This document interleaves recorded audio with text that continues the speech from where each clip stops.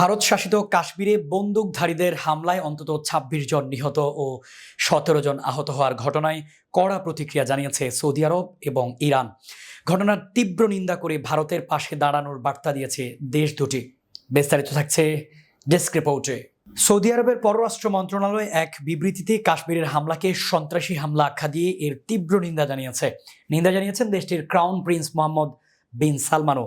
তিনি হতাহতদের প্রতি গভীর সমবেদনা প্রকাশ করেছেন। ভারতে অবস্থিত ইরানের দূতাবাস একটি বিবৃতিতে ভয়াবহ এই হামলার তীব্র নিন্দা করছে।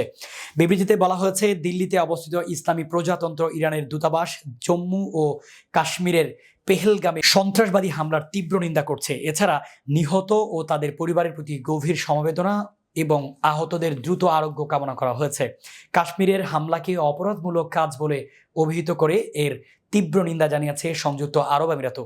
দেশটির পররাষ্ট্র মন্ত্রণালয় এক বিবৃতি দিয়ে ভারত সরকার এবং এই জঘন্য হামলায় নিহত, আহত ও তাদের পরিবারের প্রতি আন্তরিক সমবেদনা ও সহানুভূতি প্রকাশ করেছে।